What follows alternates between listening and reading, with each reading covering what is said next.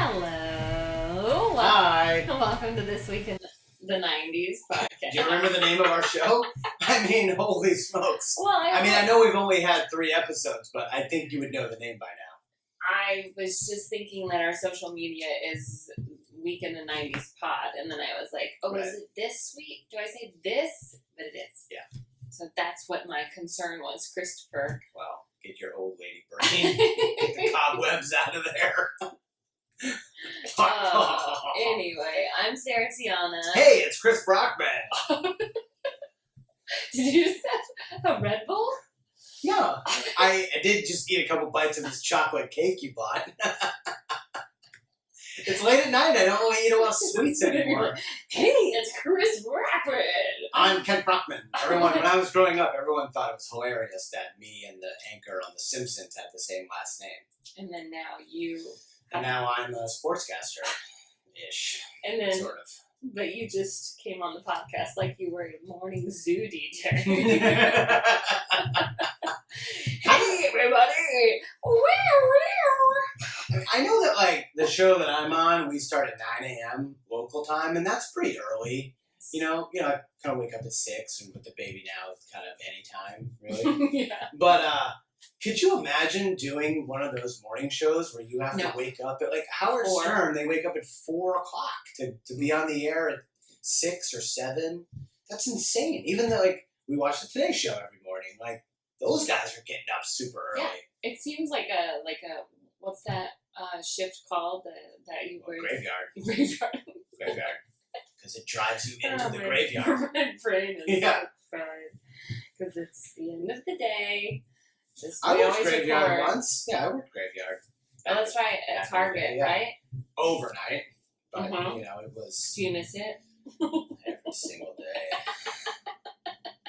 I stacked shelves, okay? I worked in the pet department. Right. I stacked all the pet food. I drove around one of these cool little, like... That's before you even had a pet. I mean, you had your dog at home, but... Yeah, we had the dog at home. So he was... And what was his name? His name was Luke. He was still around. Yeah, he was still around. Okay. Yeah, this was 2003. 2003. Well, we're not talking about 2003. Oh, darn. Because I kill myself thinking about that. Okay, let's talk about it then, so that you will kill yourself. No, it's not nice. We are talking about my week. Okay, great. Which is August 23rd to 29th. Oh, baby. And my year is 1996. Okay, 1996. 1996, which is All right. I think that was the first year that you did, because you did the Olympics that year. No, I did 1992, the first year. Oh, okay. So anyway, this is August 23rd to 29th, 1996. Okay, great. Exciting. Where were you? Ooh, wow. Let's see. So I would have been, 16, going into my junior year of high school. So I was probably... Were you driving? Was I driving yet? Yeah, so I would have been driving. What were you driving? The first car that I ever had was a 1989 Volkswagen Golf. It was like super dark gray. My dad thought it was hilarious to get a vanity plate that was golf cart, GLFCART. Awesome. I still have the plate somewhere in a box in my mom's house. Because you don't throw anything away. But that's a cool vanity plate. I don't know why you would want me to throw that away. I've never even heard you bring it up. Oh, So the golf cart? If it meant so much to you that you saved Oh, the it. golf cart was pretty awesome. That was a great car. I mean, if it's your first car. Yeah, first car. I understand. Saving Let's see. Did I have a real job? I didn't have like a real job. I think I was helping my friend Jason on the farm that he... with the hay. Yeah, hay farming, and we would pick cucumbers and corn and zucchini and stuff. Mm-hmm. And then we would also hay farm. This is in Maine. Yeah, this is in Maine. So I was probably doing a lot of camps and summer sports back then. So I played all 3 sports in high school. So I was probably, there have been double sessions for high school football. So I would have been going back and forth to school. I actually don't think I had a car, to be honest with you, now that I'm thinking about it. I feel like I was 1996, yeah. So I feel like I was riding my bicycle back and forth to football practice. So I would wake up super early because our first session of the day would have started at like 8 to 10:30 or something like that, or 8:30 to 11 or whatever.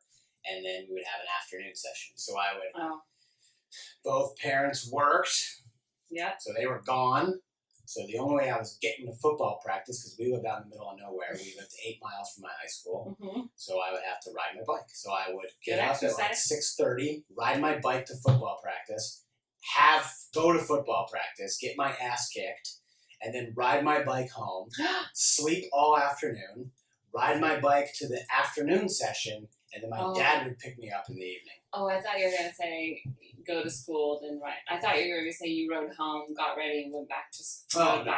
Oh, my God. So I was riding 24 miles a day on my bike and doing 2 football practices. That was easily the shit. So 3 ways. So I would go 3 ways. I would go back and forth and back, and then he would pick me up in the afternoon session. So yeah, that's what we were doing back then. That's a lot. That was a lot. So August 23rd through 29th, 1996, I would have just started at UGA, freshman year of college, living in Myers Hall in the dorm. And I had this roommate.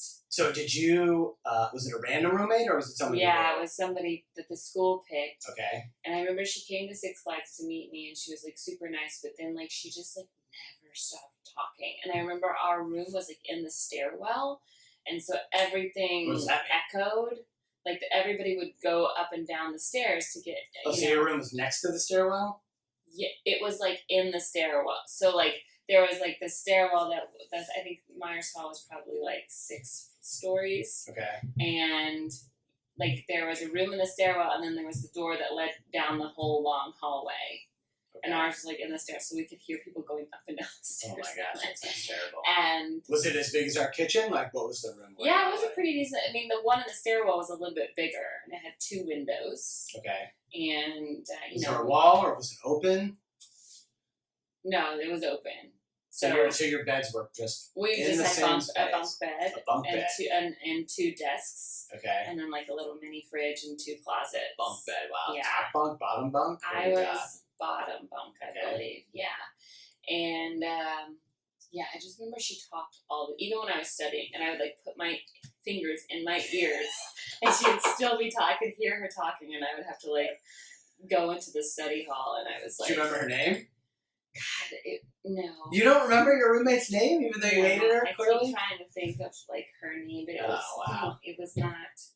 It was something just super normal, like Jasmine or Tiffany or something. Jasmine is not a normal name. Well, I don't remember what it was, but she was a very nice girl, but she just talked a lot. Yeah. Where was she from? She was from Georgia as well, okay. Just like me, because in Georgia we had the Hope Grant, so. If you went to a state school, at the time Zell Miller was president, he was the governor, and he brought the lottery to Georgia, which was not easy because it's a Southern Baptist state. Like most of my friends growing up didn't have a deck of cards in the house because that was gambling, and the Lord did not like gambling, So the lottery, that was gambling. Lord likes money. Yeah, but the lottery paid for education. Sure. So if you had a B average and your parents made a combined less than $100,000, you got to go to school for free. Wow. And whatever school you got into, whatever state school, as long as it wasn't private. Like Georgia Tech was private, so it wasn't going to pay for that, but it paid like 60% or something. Oh wow. Yeah, and then you got money for books, like literally a check made out to me, and so we would always use that for like beer.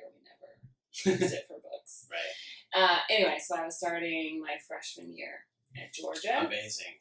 And I don't remember any of this stuff that went on because I think I was a freshman in college and definitely was not watching the news.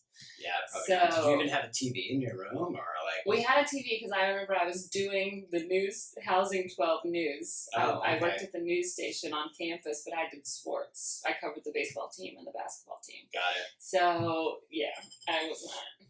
Wow. Yeah, I know. So crazy time. On It's so different back then. That was pre-internet, 96, right? No, we had the internet. We just didn't have. We didn't have like the internet like we know it now. Like there was research and search engines and stuff like that, but it wasn't as vast. LexisNexis is like stuff thing. Like So okay, August 23rd, 1996. Okay. Osama bin Laden writes the Declaration of Jihad on the Americans occupying the country of the two sacred places and calls for the removal of the American military forces from Saudi Arabia. So this was like a really big deal. This was like his first like real act of aggression on America. So in 96 he declared war against the United States. He did not let I don't know if you know anything about Osama bin Laden. Do you know anything about his backstory, that he grew up like the son of a billionaire? Oh, you know what? Maybe that vague sounds. So he was Saudi. He was Saudi Arabian. He was born in Saudi. His dad was like a contractor, construction, like a billionaire contractor or whatever. Oh wow, okay. And so he grew up, super rich, super rich. Is the irony. Yeah. So, okay, I'll just read you this. This is just like basic stuff from Wikipedia. Despite the assurance of President George Bush to King Fahd in 1990 that all U.S. forces based in Saudi Arabia would be withdrawn once the Iraqi threat had been dealt with, by 1996 the Americans were still there. And so he was like pretty upset, but bin Laden was, that like the Americans moved into Saudi, I guess. Bin Laden's view was that the evils of the Middle East arose from Americans' attempt to take over the region and from its support of Israel.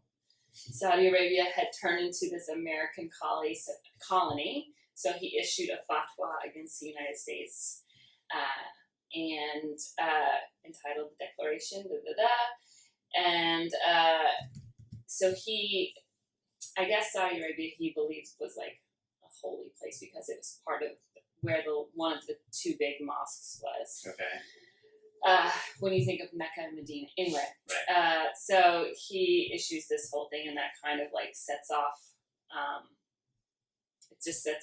like what becomes 9/11, so it gets the 5 years later. Yeah, so wheels in motion. It's the beginning of his basically jihad, like his rise. Okay.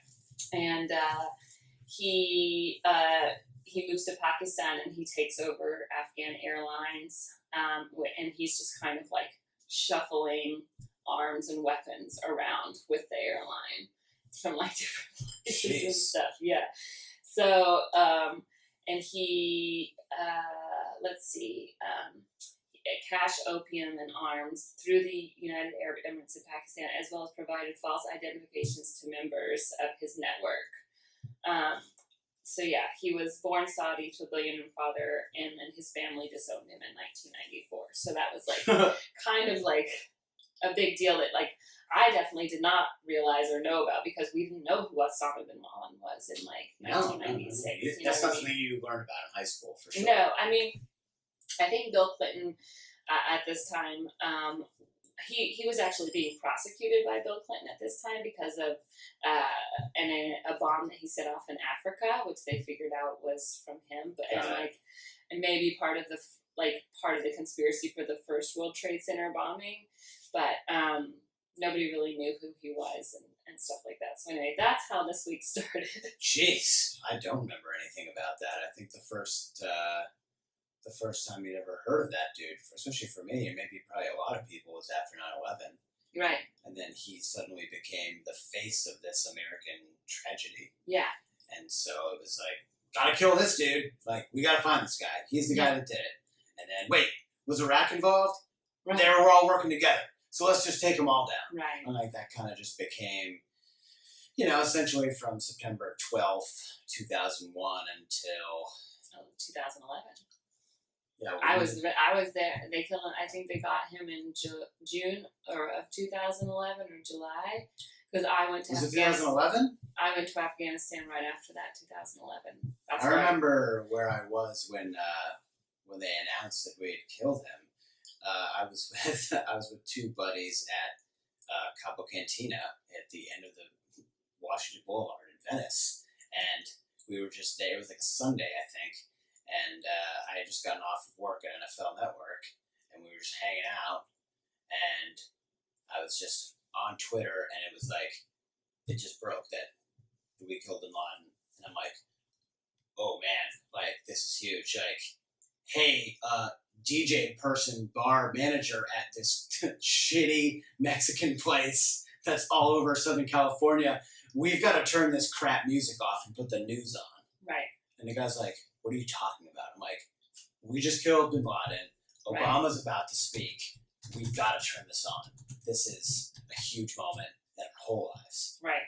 Yeah, and, it was a really big deal. And they did it. They did it. The guy turned it all off, and we watched it in this crappy-ass bar. Oh, May 2nd, 2011 is when we got it. Yeah. And I remember because we were already booked to go to Afghanistan and Christina Pajitsky. So I put together this like all-female tour of comics to go to Afghanistan. So it was me, Christina Pajitsky, and Jody Miller.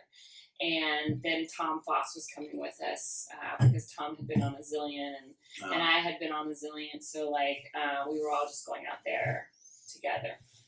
And so he was going to kind of host and like present us or whatever.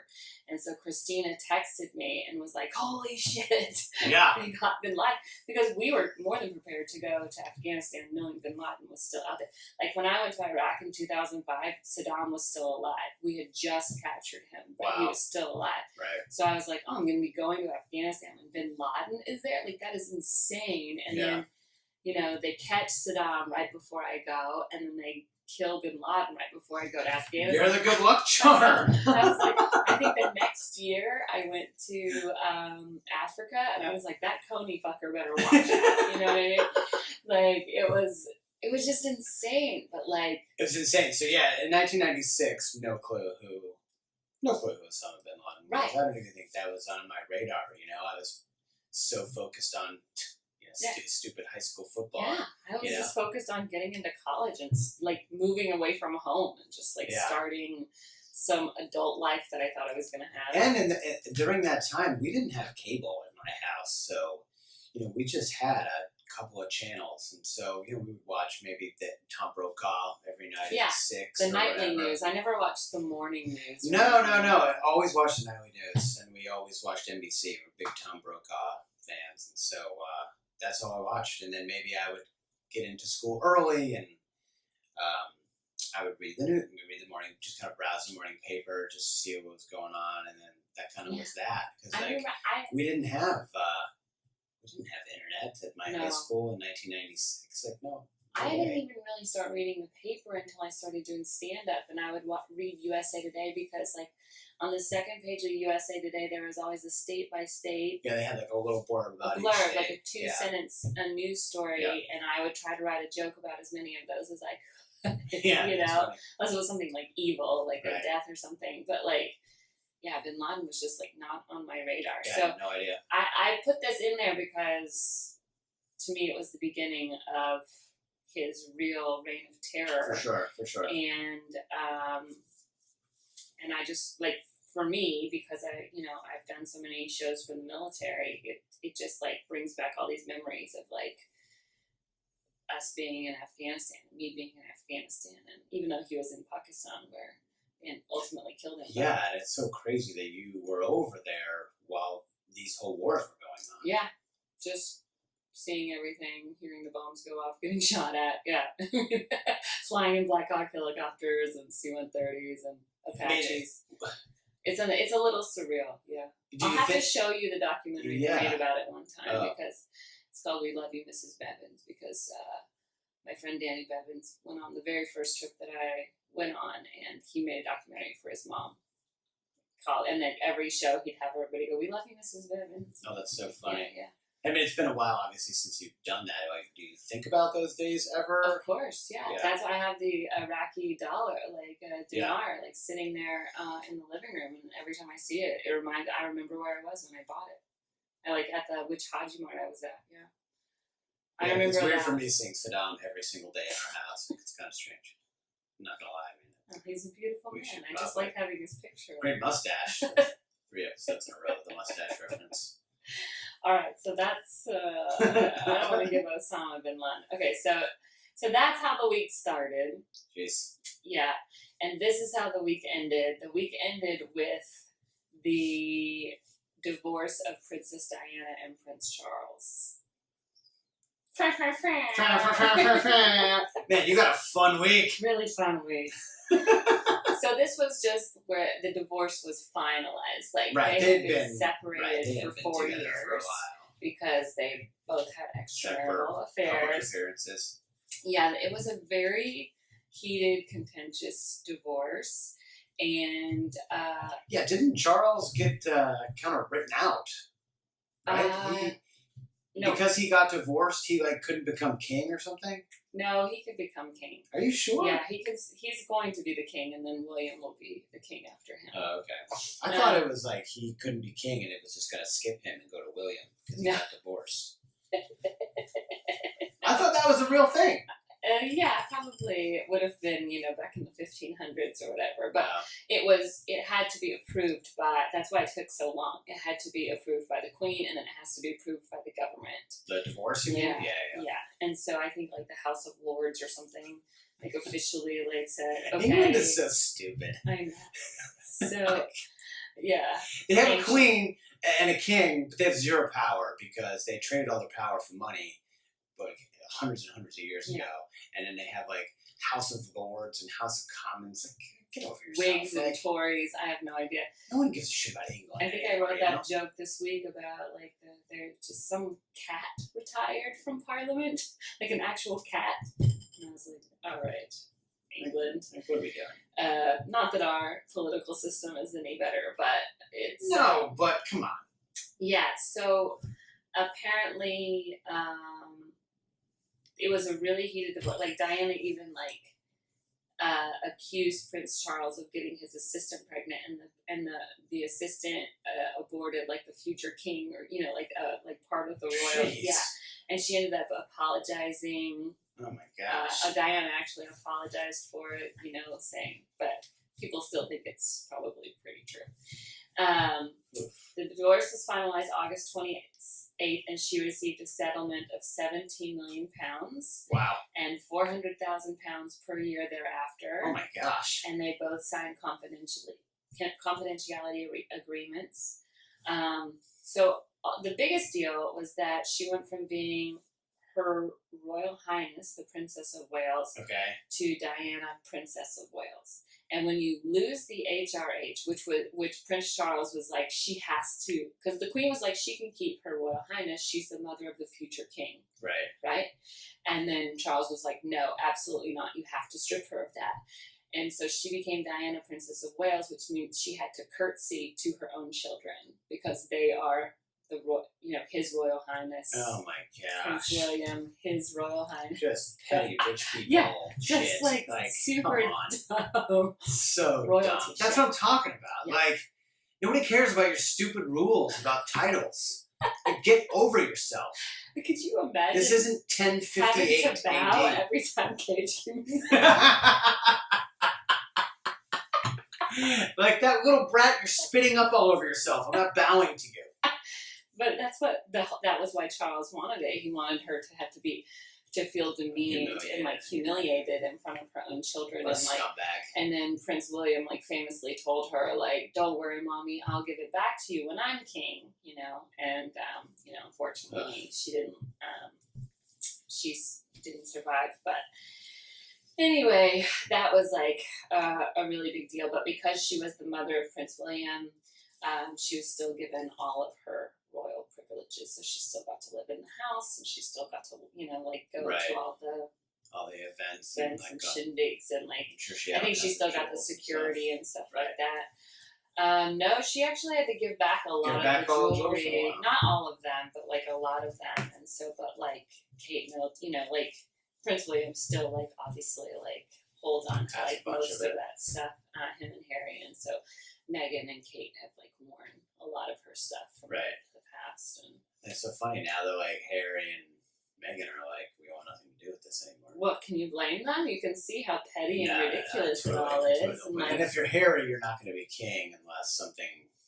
Well, you've been adamant about Harry not getting married forever, and Oh yeah, so totally stupid for Harry to ever get married. Really, really dumb.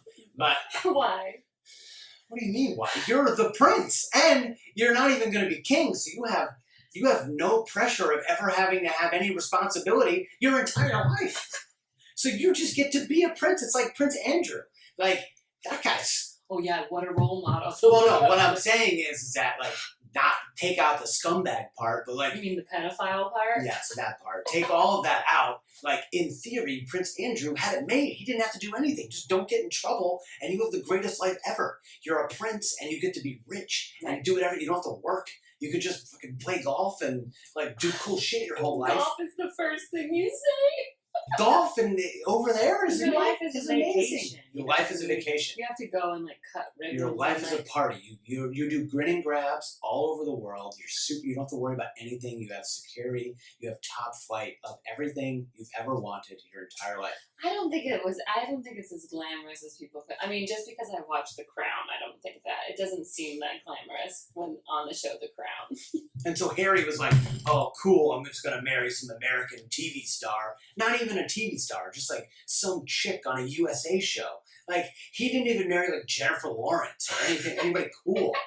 Like you know that Megan's not cool. You've never met her. She doesn't look very fun. Let's just put it that way. She looks fun to me. I don't know, man. Let's do a Twitter poll right now. Do you think Meghan Markle is fun? It's going to be resoundingly no. And so, like, Harry could have just, like, been this amazing Prince Bachelor his whole life. I don't know, I think Harry's because fun and cool. I don't see him he's not marrying gonna be someone king. who's not fun and cool.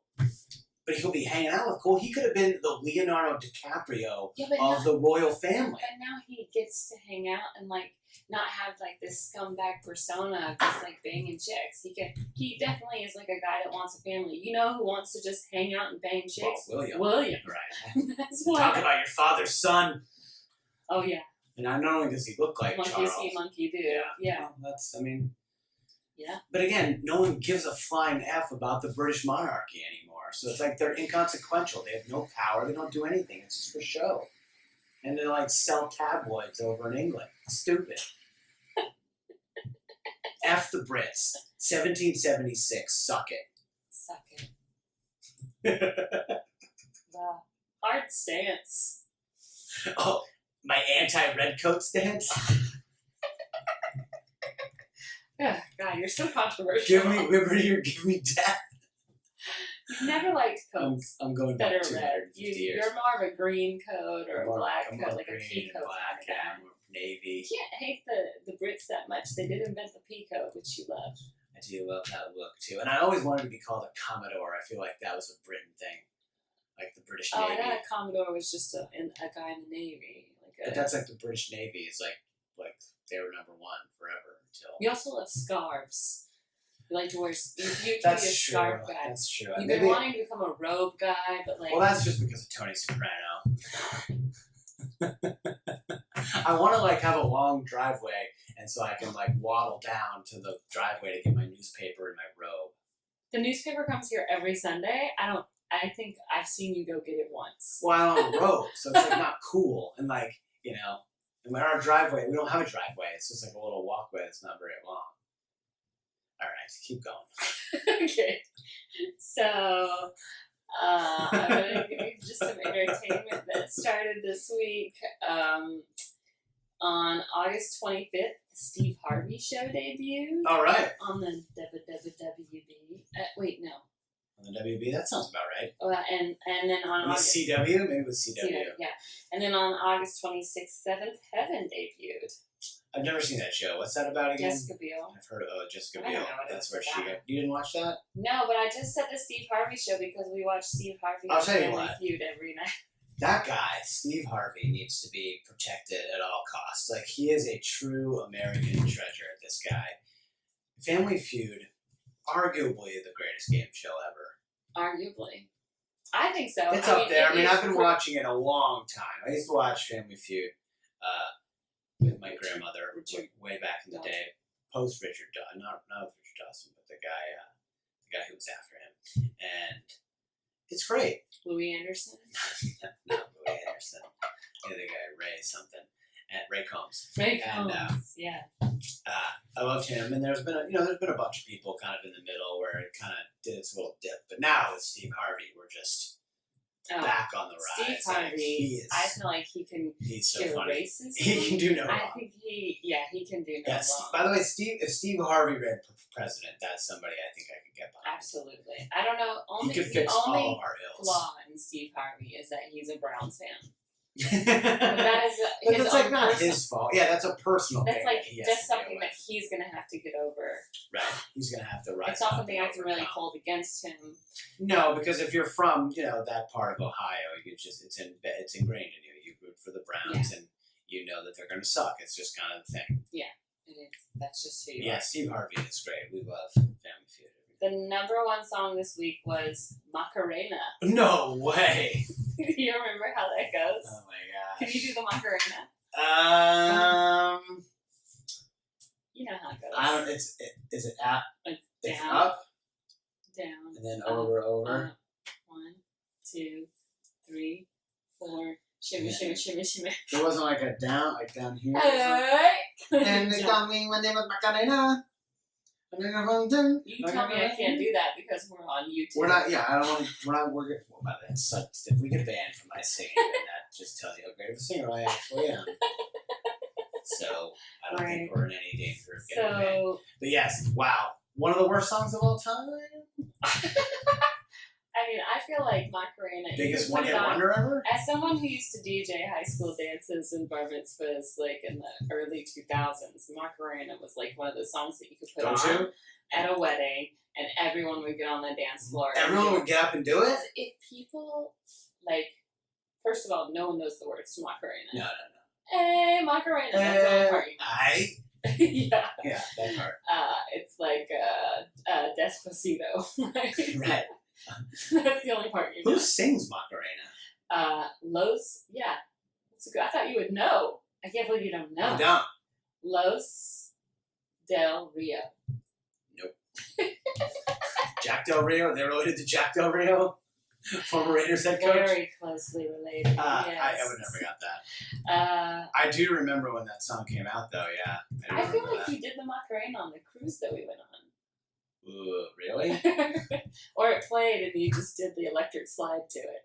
Listen, line dances of any kind are really good to get people out on dance floors because if people feel like there's a dance that they can with set moves that are super easy, then they don't feel uncomfortable. It's like how whenever you have people dancing, you have to play songs that everybody knows because if they're singing the words, they forget they're dancing. Okay. Or are those like DJ tips? Yeah, and the lights have to be low. Like it has to be dark. Right. Because then people don't want to feel. It's like a comedy club. Like you don't want people to see you. Sure. What you're laughing at. It's the same on a dance floor. You don't want people to see you the way you're dancing. You just feel like it's a little bit more private. Is that the #1 one-hit wonder of all time? You think? Oh. It's up there. It's up there, but I don't know. I'm sure Los Del Rio has a lot of numbers. We just haven't gotten to 1997 yet. That's funny. The #1 song in the UK is "Wannabe" by the Spice Girls. So that hadn't come to the United States yet? No. I think it was just #1 over there. Wow. The #1 movie released this week was The Island of Dr. Moreau. Whoa. You remember that one? Never saw it. I think that was Marlon Brando's last movie, right? I think you might be right about that, actually. And you know who else was in that?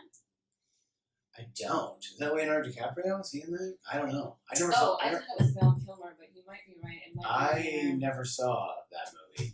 But I think you're right about it being Marlon Brando's last movie. Yeah. I feel like that's it's Val Kilmer and Marlon Brando. Yeah. What is that about? It's like this sci-fi movie, and like it's almost kind of like Lord of the Flies. Like there's, they go to this island, and then they think it's full of animals, but the animals are actually people that have been turned into animals or robots or something. And so is Marlon Brando like the crazy weird scientist guy? Yeah. Interesting.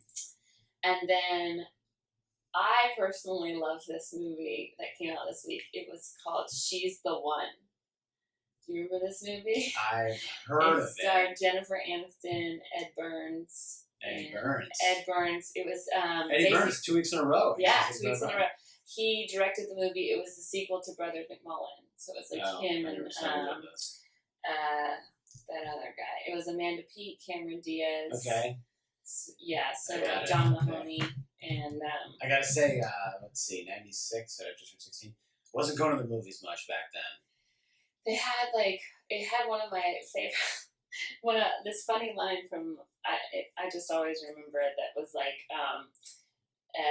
Mahoney who plays Ed Burns' dad says like because it's all about like them cheating on their wives and girlfriends with each other and stuff like that. It's like it's about the British royal family. Yeah, Mahoney says she seems like she's from one of the islands, and Ed Burns says, "Yeah, Rhode Island." I don't know why I just always made that. But what the coolest thing I loved about it was that the entire soundtrack from the movie was written by Tom Petty. So it's his whole album is cool. That movie. Yeah, so it had just like this great soundtrack. It kind of reminded me of like a Cameron Crowe movie where like he picks out the soundtrack and then he makes the movie. Right. And I think it was kind of the same. So that kind of came out this week. But then I found this other site while I was looking up stuff. I was trying to do like a deep dive, and I found this site of all the patents and trademarks that were filed during the so week you of were talking August about this 23rd, earlier. Yeah. or whatever. What's my week? August 23rd to 29th. And literally there are thousands. I was like scrolling through them for hours last night. But I found some cool ones, and So these are patents that companies... trademarks that they filed this week. Okay. So it's not when this product came out, but this is when the trademark for the product was filed. Got it. So this week, Carrabba's Grill. You ever eaten at a Carrabba's? Yeah, delicious. They filed for a trademark. Big Lots filed for a trademark. Wow. Mont Blanc. Oh, that like... The watch company. Got it. The University of Kentucky, who was already around, but I think they just filed a trademark for like their clothing line and like to start selling like I don't know. Verissimo, the espresso machine that they sell at Starbucks. No, I'm sure you don't know that. Nope. You don't drink coffee. I know. Super weird. Such a deal breaker, but that's okay. The Sundance Film Festival filed for some trademarks this week, even though they started in 1978. But like that's Robert Redford. Right? Redford, yeah. But then there were some other ones that I thought were really interesting, and I just wanted to tell you the name of it, and then you tell me what you think What I think the product is? Yeah, what you think the product is. All right. What could go wrong here? Well, like, here's an example. Okay. Cedar Key Sweets, 100% farm-raised little neck clams. So, what they're filing for are farm-raised little neck clams. I'm giving you an example. Okay. Okay, this is another one. Filed on August 23rd, 1996. Fossils. Fossils? Yeah. How do you spell it? Fauxsils. Are they like fake windowsills? No. Fossils. Fossils? No idea. Fossils. Like fossils? Yeah. Like fake dinosaur bones? Yes. Is that really? Yes. Novelty items comprise of simulated slate and sandstone slab fossils, namely miniature unicorns, dramatic hatchlings. This is so dumb. I looked it up to see if they were still around. Are they? If I could buy one. They have a Facebook page, but it doesn't seem like anybody's really used it. That's hilarious. Bobby Wieners. Is that like a hot dog? Nope. Like a hot dog company? Nope. It's actually the name of a person. I'll give you that hint. Okay. What do you think Bobby Wiener sells? He sells banana hammock underwear. He sells cosmetics. Can you imagine putting Bobby Wieners on your lips? Hey, can you pass me that Deep Rouge, that Bobby Wiener cover-up, that Bobby Wiener face concealer? Can you just pass me some of that Wiener concealer? What? Wiener concealer. That sounds like something you would need if you were in like transition. It sounds like something like porn actors use. Yeah, yeah. Like something like a Jenner would use. Okay. Wow. On August 26, 1996, this company filed called Tongue in Cheek. Tongue in Cheek. What do you think they sell? So tongue in cheek, they sell tongue piercings. Close. They sell medical instruments used for cleaning the inside of the mouth. But Wow. the company is owned by CV Lingerie, so I'm not really sure what this medical instrument that cleans the inside of your mouth, like how legitimate. Yeah, But it's a kind of a good it's name. 8 inches in silver and vibrates. Because the chic, it's CHIC. So it's cool, Tongue like it's and chic. like it's a bedazzled tongue depressor. Can you imagine going to the dentist and they're like, It's scented. yes, Get out. we're using a sexy drill. I mean, think about all the time that was wasted by someone filing all these patents. Yeah. Okay, this is another one. Papa Chubby. I'm sorry to my parents who I know are listening, but it's POPA. Papa. Papa Chubby. Papa. Wow. Okay. Is that like a knockoff Popeyes? Like they sell fried chicken or something? No. I have no idea. It's a company that does vocal and instrumental performances. Like a What? karaoke type thing. It makes no I sense. How does that have anything to do I'm with sorry. singing? And, there's a company called Smoke Smart filed the patent. And So they they build your campfire and you do smoke signals if you're stranded out in the middle of nowhere. Smoke Smart is an apparatus for puncturing holes in cigarettes.